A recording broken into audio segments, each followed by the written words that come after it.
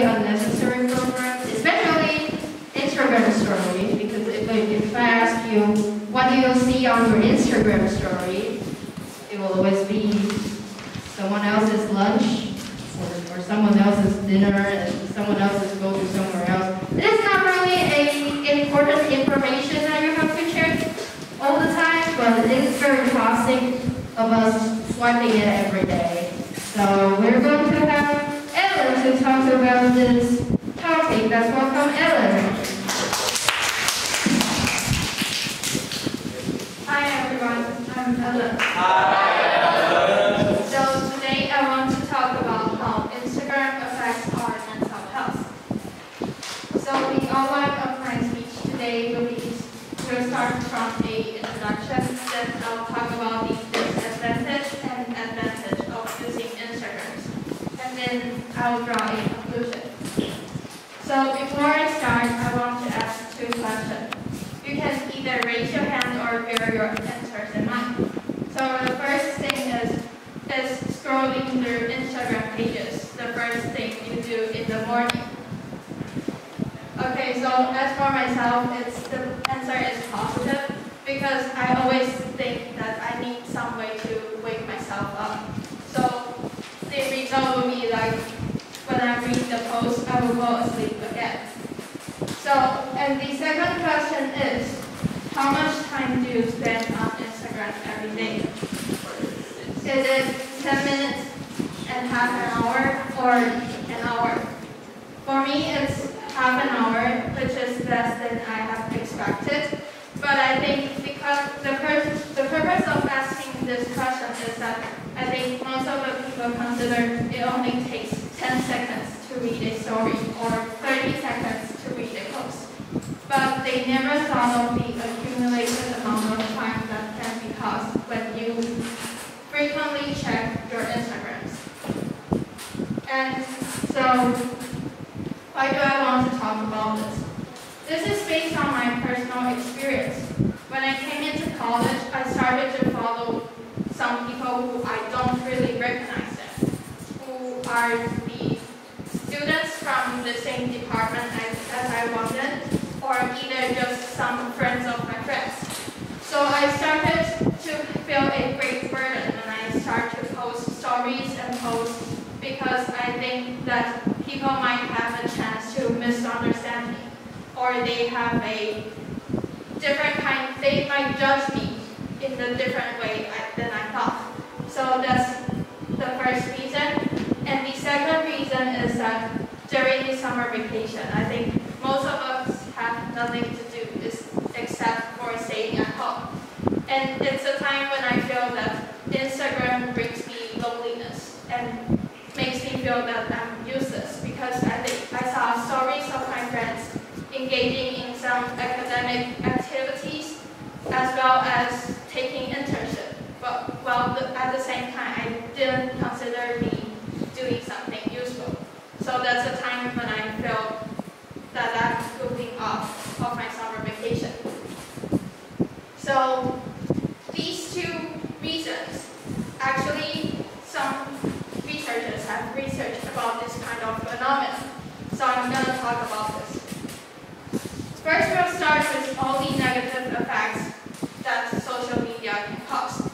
That includes bullying, the reduction in sleep quality, the cause of unrealistic expectation, anxiety, depression, and I think the above mentioned reasons are a kind of cliche that people always think of. But the last one, fear of missing out, is what I consider the most important. Fear of missing out is a kind of thing that you will feel when others are using the social media, but where you're not. And then you might feel that you are excluded from events, you might lose connection with your friends, or you might miss the jokes they have together. So the sense of fear of missing out may cause even greater anxiety and depression. And the last reason is compare and despair. Since Instagram is an app that is based on personal at the center stage, it might make you feel like when people people around you are celebrating their holidays or having a party during the weekend, or they have gone to some fancy restaurant at the weekend, or even they are posting some body image about themselves, makes you have a lower agreement with yourselves. So this is compare and despair. A survey conducted by the United Kingdom Royal Society for Public Health have researched state of mind survey, which they have 1,500 participants from Wales, England, and Scotland, and they have found that YouTube is actually the social media with the most positive effect on people's mind, while the Instagram has the most negative one. So why Instagrams? I have concluded 3 reasons. The first one is the 24 hours limited stories. This kind of function makes you constantly want to check everyone's life will be like, and you will be more addicted to this kind of functions. And the second reason is that Instagram actually has more popularity among young adults.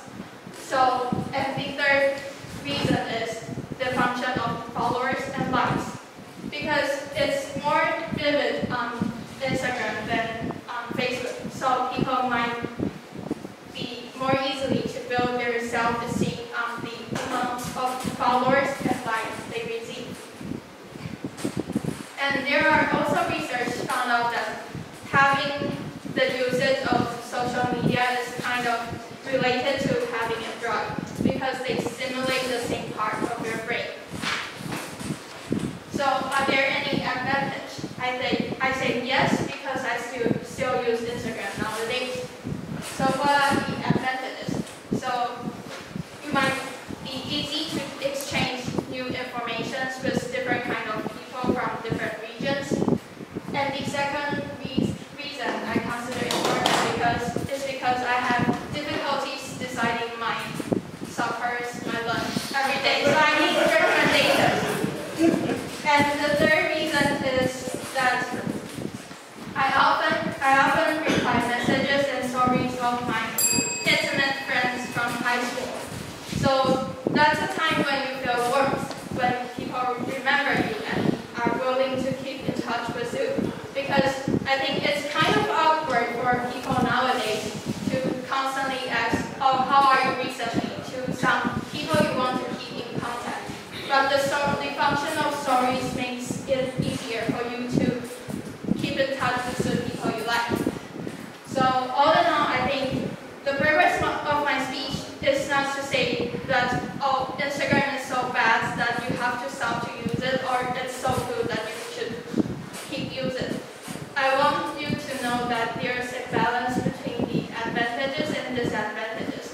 So the next time when you feel the negative effect is crossing the line, you can take some steps